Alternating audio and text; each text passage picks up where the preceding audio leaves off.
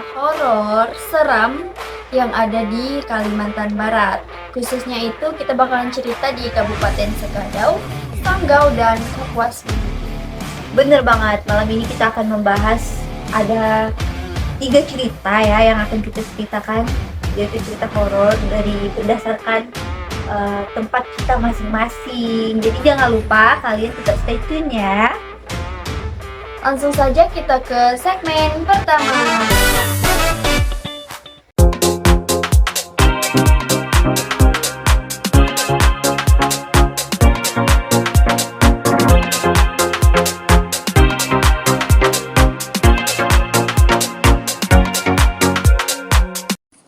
Dipersembahkan oleh, didukung oleh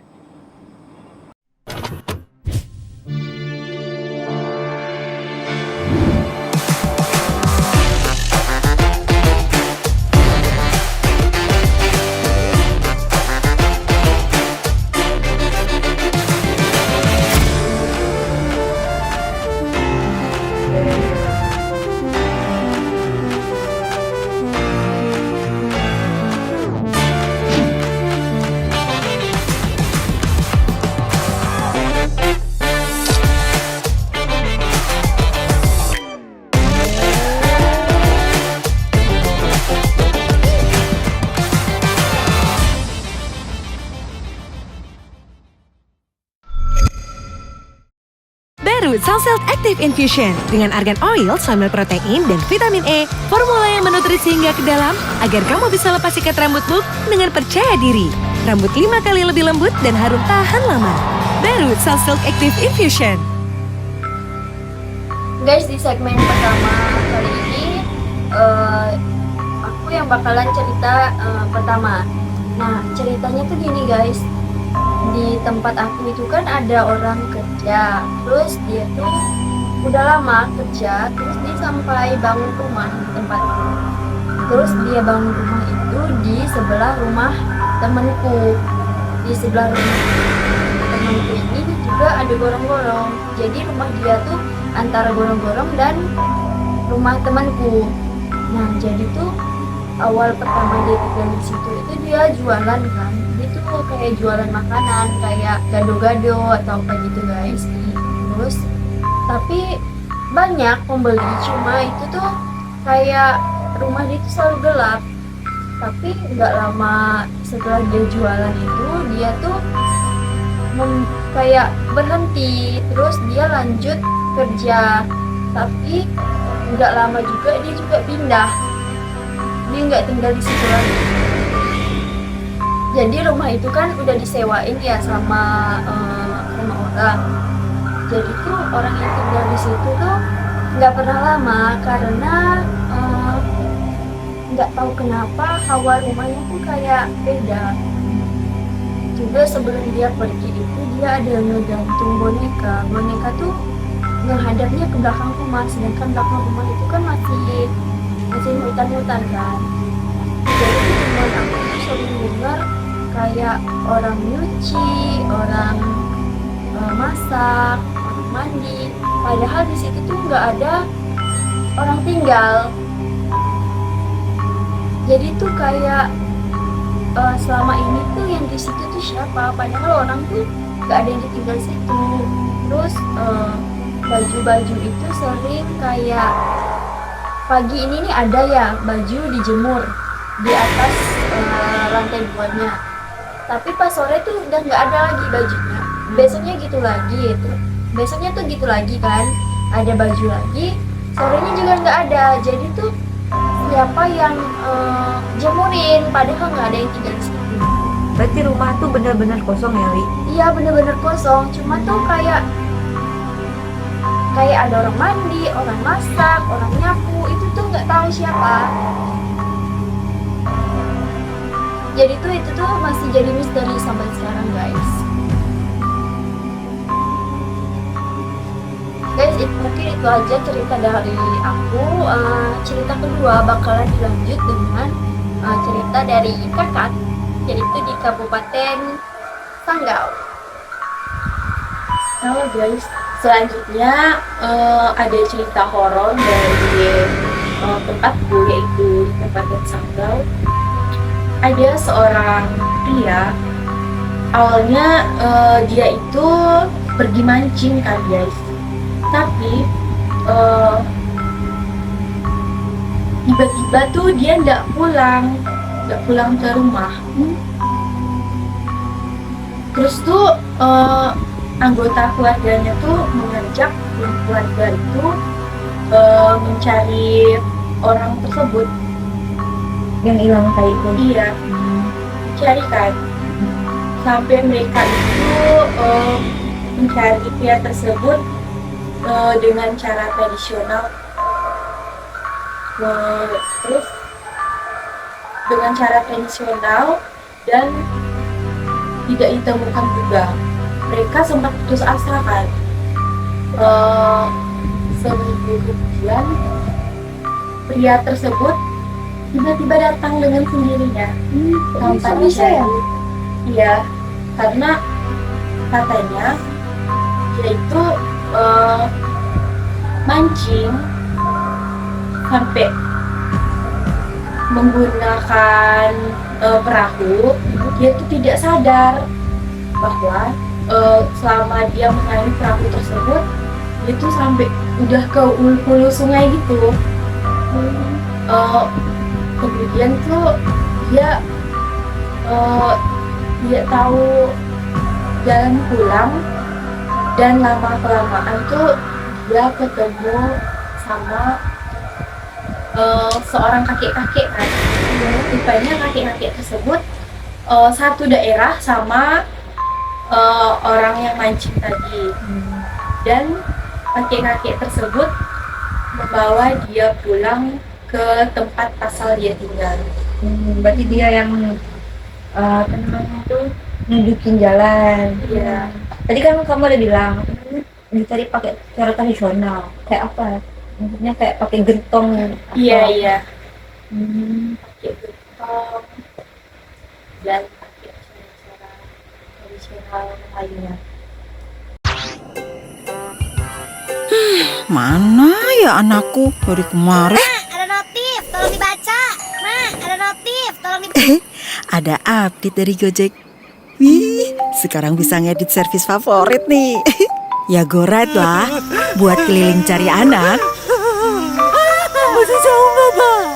Terus gue pulsa aja deh. Tukang pulsa suka kabur kalau ngeliat aku. Dih, lebay. Badan suka pegel nih. Gue masat sekali ya.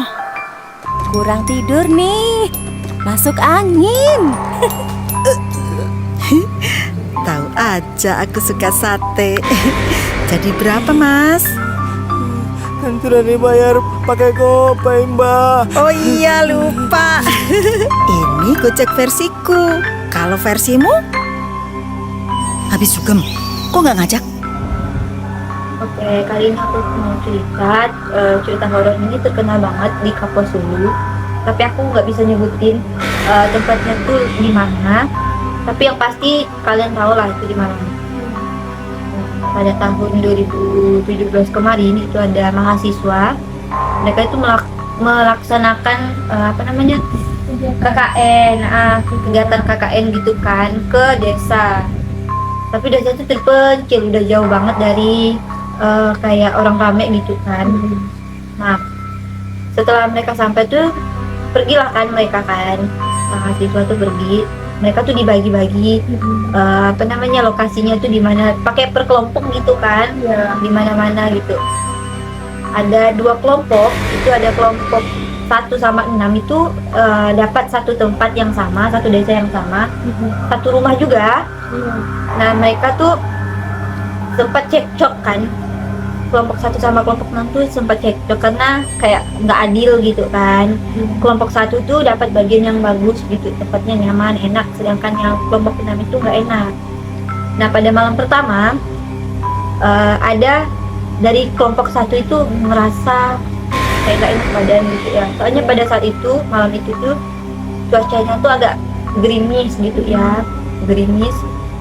Nah laporlah kan si yang nggak enak badannya tadi itu ke kakak pendampingnya.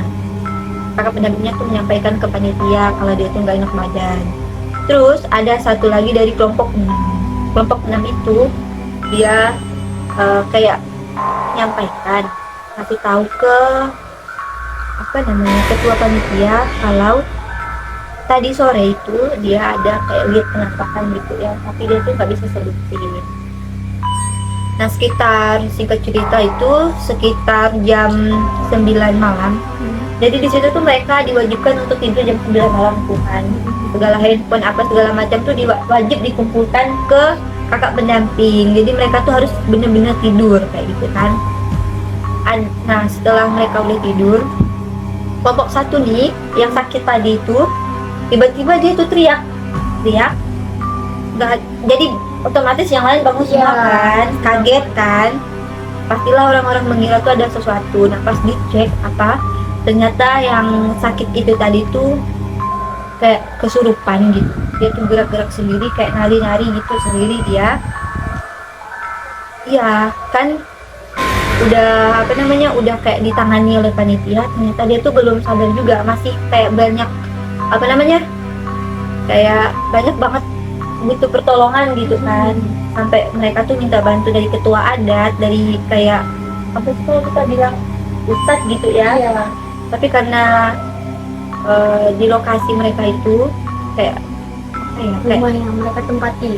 rumahnya tuh kayak dekat rumah ibadah, tapi rumah ibadah tuh jarang ditempati, kayak udah nggak dipakai lagi kan.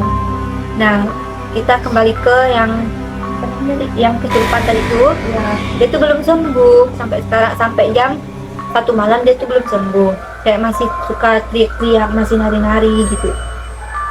Nah, sekitar jam 4 subuh akhirnya dia bisa disembuhkan. Jadi dia udah sadar. Terus dia cerita kalau dia tuh bilang dia tuh kerasukan sama orang yang punya rumah. Kalian tahu ternyata rumah yang ditempati oleh kelompok 1 sama kelompok 6 itu adalah bekas orang meninggal. Nah, warga-warga sekitar itu sebenarnya marah sama panitia. Kenapa? Karena mereka panitia tuh nggak ada ngasih tahu kalau Ini bakalan tinggal di situ ya. kalau mereka tuh bakalan nempatin rumah itu. Mereka cuma ngasih tahu ke kepala dusun. Sedangkan kepala dusunnya itu tergolong baru ya, orang baru di tempat itu. Dan dari yang aku dengar tuh ternyata orang yang punya rumah tuh, yang kita usulnya itu tuh udah meninggal selama 7 tahun. Dan Rumah itu dikosongin. iya, sengaja dikosongin karena memang beberapa orang itu pernah mengisi rumah itu, tapi kayak sering diganggu. Yang punya rumah tuh tadi tuh, yang udah meninggal tuh masuk ke badannya yang kelompok sakit itu tadi kan, marah-marah karena dia tuh nggak suka kalau rumahnya tuh ditinggalin orang. Apalagi orang baru gitu ya. Makanya dia tuh merasuki yang sakit tadi. Itu aja sih yang aku mau ceritakan. Mungkin itu aja dari kami bertiga. Yang lain ada yang mau ditambahin atau enggak nih? Nggak ada lagi ya kayaknya. Itu aja sih. Jadi ini saja yang bisa kami ceritakan, cerita horor ini. Next kita bakalan cerita apa ya? Kayaknya lebih seru tentang resep makanan nggak sih? Iya. Nah, kalian kalau yang mau request boleh ya hubungi nanti nomor kita di sini. Iya. Sampai jumpa. Makasih semuanya. Dadah. Bye.